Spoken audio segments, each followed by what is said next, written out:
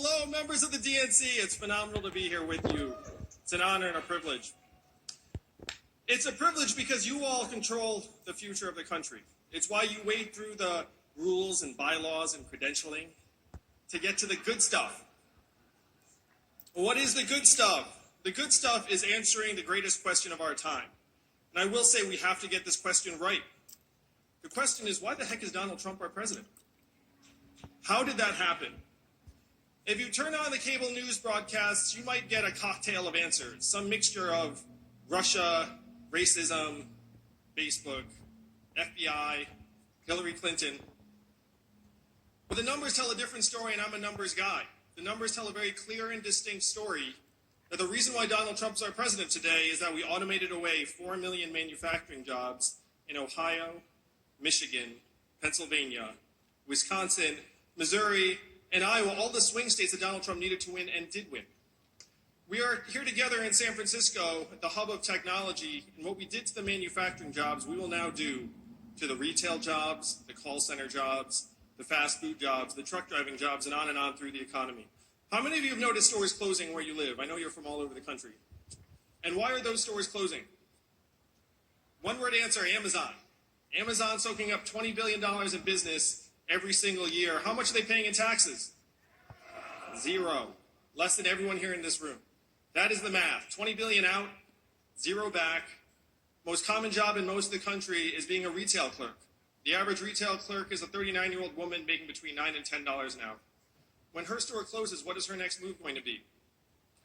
When you call the customer service line of a big company and you get that bot, what do? What's your next move?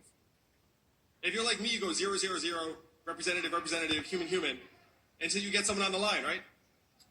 In 2 or 3 years, the software is going to sound like this. Hey, Andrew, how's it going? What can I do for you? You might not even realize it's software. It's going to be delightful, seamless, efficient. What is that going to mean for the 2.5 million Americans who work at call centers right now making $14 an hour? Driving a truck is the most common job in 29 states in this country, and my friends here in Silicon Valley are working on trucks that can drive themselves. They tell me they are 98% of the way there. What is that going to mean for the 3.5 million Americans who drive a truck for a living right now, or the 7 million Americans who work at truck stops, motels, and diners that rely upon those truckers getting out and having a meal? We talk about it like Donald Trump is the cause of all of our problems. He is not. He is a symptom. He's a manifestation. We're going through the greatest economic transformation in our country's history, what experts are calling the fourth industrial revolution. When's the last time you heard a politician say the words fourth industrial revolution? Just now. And I am barely a politician. So the question is, what are the Democrats going to do about it? We have to make it known to our fellow citizens that it is not immigrants that are causing these problems. It is technology. Immigrants are getting scapegoated for something they have nothing to do with. So the question is, how do we solve this problem for the American people? We have to take a new vision to our fellow citizens as fast as possible. If you've heard anything about me and my campaign, you've heard something like this. There's an Asian man running for president who wants to give everyone $1,000 a month. Remember hearing that? Remember the first time you heard that? Nothing quite like the first time, am I right? First time you heard it, it seemed like a gimmick. It seemed like there's no way that would ever happen. But if you dig into our country's history, you find this a deeply American idea. Thomas Paine was for it at the founding of our country. He called it the citizen's dividend. Martin Luther King championed it and fought for it in the 60s, and it is what he was fighting for on the day he was assassinated in 1968. 1,000 economists endorsed it in the 60s and 70s. It was so mainstream that it passed the U.S. House of Representatives twice in 1971 as the Family Assistance Plan. And 11 years later, one state passed a dividend where now everyone in that state receives between $1,000 and $2,000 a year, no questions asked. And what state is that? And how do they fund it? And what is the oil of the 21st century? Technology, that's right. AI, data, software, autonomous vehicles. A study just came out that said that your data, our data, is now worth more than oil. How many of you received your data check in the mail? None of us. In Alaska, they call this the oil check, and they love it. We're going to call this the tech check, and all of America is going to love it.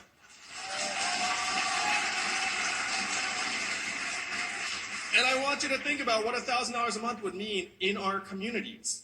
It would mean stronger families, higher graduation rates, lower stress levels, less domestic violence. It would start to recognize the work that's actually being done in our communities every single day, would create millions of new jobs, would supercharge the arts, creativity, volunteerism, culture, and political engagement. This is the trickle-up economy, from our people, our family, and our communities up.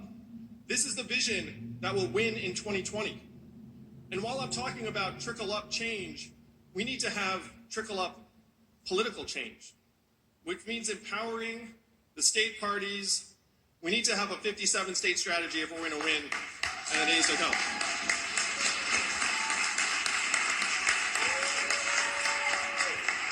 I get it. I'm an operator. The action happens on the ground. We have to empower people on the ground. We can't stop here with a trickle-up economy. How many of you were excited about GDP when you woke up this morning? How many of you were like, I'm going to make a big contribution today. I can feel it. If you think about it, we're at record high levels of GDP, also at record highs in this country right now. Suicide. And only one UC and 3 CSUs. About being Trump. He's about winning for America.